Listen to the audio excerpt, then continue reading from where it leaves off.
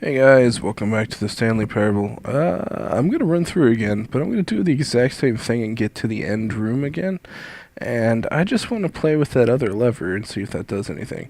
So I'm not gonna record unless something different starts happening. So I'll come back to you if nothing happens, and we'll try something else then. So back in a minute. So guys, we're here, and now it says engage generator, which totally was not there before.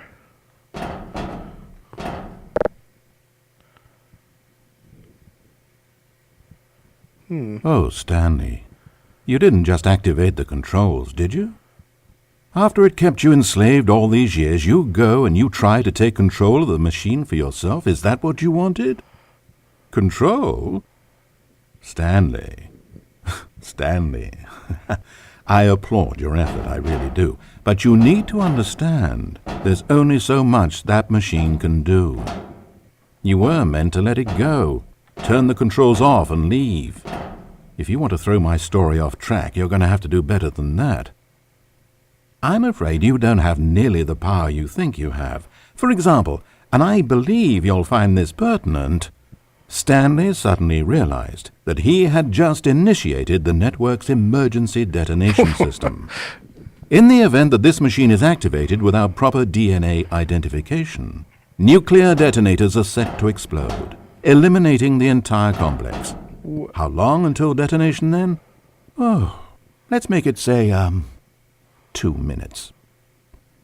Now, this is making things a little more fun, isn't it, Stanley? Go ahead. Play with those controls all you like. The real controls are where I'm sitting. So he Did is you someone really that's ever fucking with believe us. you held any power? Did you not think I knew what I was doing? When I erased your co-workers and turned off the machine, I was offering you freedom, an escape. I didn't have to do that.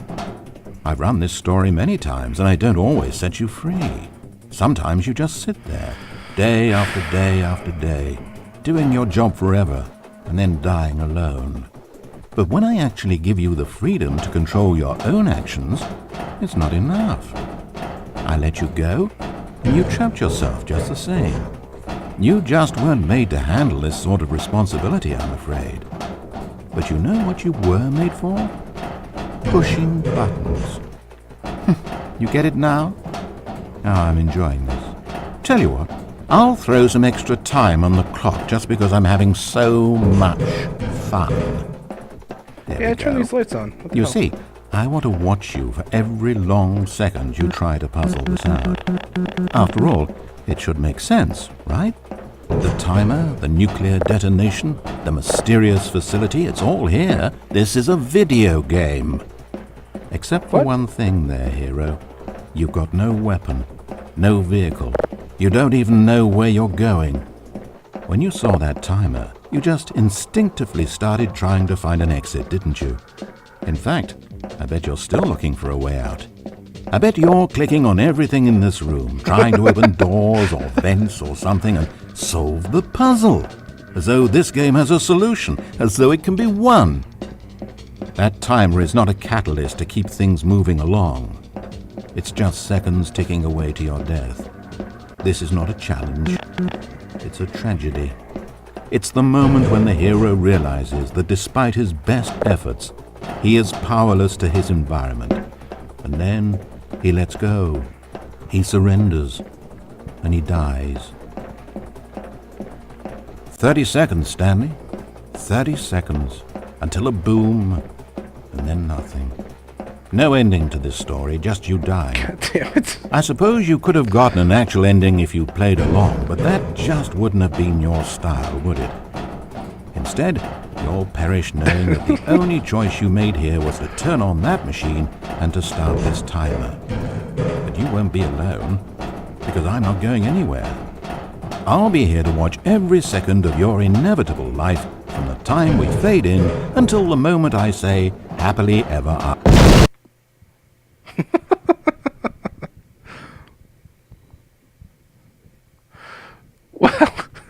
Well, that was interesting.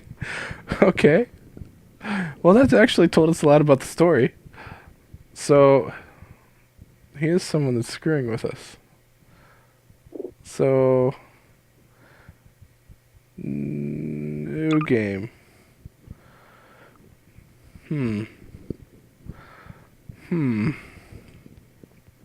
Okay. We don't need to hear that, no. Okay. Stanley decided to go to the staff lounge to check on his co-workers. He never functioned well by himself and constantly needed support and guidance from others, so the thought of total solitude was terrifying to him. Now, the obvious choice here would be When to go Stanley right, came but to I'm a not set going of two to. open doors, he entered the door on his left. What I'm going to do is I'm going to get all the way to the stairs and go downstairs. As Stanley entered the lounge, he was horrified to find not a single finish your person crap. there. He decided he would walk up to see his boss, hoping that he would find an answer there. There we go. Alright. I want to Coming find to a crowbar. staircase, That would be awesome. Stanley walked upstairs to his boss's office. No, I didn't. But Stanley just couldn't do it. He considered the possibility of facing his boss, of admitting that he had left his post during work hours. He might be fired for that. And in such a competitive economy, was it really worth taking that risk? All because he believed everyone had disappeared? His boss would think he was crazy. And then something occurred to Stanley. Maybe, he thought to himself, maybe I am crazy. Everyone I know simply vanishing out of the blue, there's almost no other explanation for it. And a nagging fear began to creep up in his mind. Questions that had been there all along. He just hadn't put his finger on them yet. For example, why couldn't he see his feet when he looked down? Why did doors close automatically behind him wherever he went? And open when he's... And for that matter, these rooms were starting to look pretty familiar. Was he just walking around in circles? Where am I, he thought. And the more he found himself unable to answer these questions, the more questions continued to arise, until he came to the issue that had been slowly boiling until he could ignore it no longer. Why is there a voice in my head, dictating everything that I'm doing and thinking? Suddenly, every door slammed shut. No, Stanley screamed. I need to get out of here. I need to know that there's something out there. I need to know it's not just all in my head. And he screamed and clutched at his skull as the voice grew harsher and the music in the background rose higher and higher. And then, moments before collapsing to the ground, Stanley clenched his fists and screamed to anyone who might be listening, I'm not real! I'm not real! Don't believe any of it! None of it's real! And then everything went black.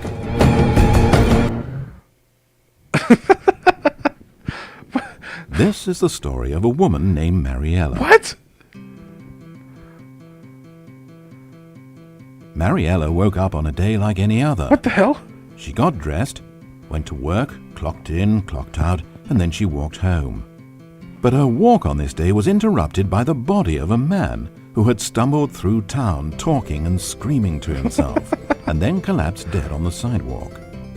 Moments after seeing him, she would turn, run to the nearest police station, and call for an ambulance. But for just a few brief seconds, she merely stood there, unable to move. The tragedy was not the death of a single person. It was that she would never know this man's story, never hear in his own words what had happened to him, or what he believed had happened to him. For to know these things would be to exist inside the head of the man himself. So all she could do was observe from a distance and pity him. But Mariella had places to be and people to meet with, very important people, whose impressions of her would affect her career and indeed the rest of her life. She stood there for only a moment, looking down at the body, and then she ran.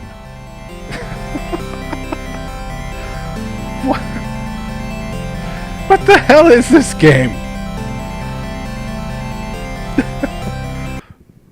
Seriously?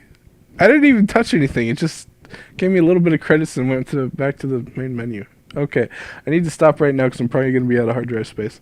And then I'm going to go to the right at that first junction and see where that goes. Oh my, okay.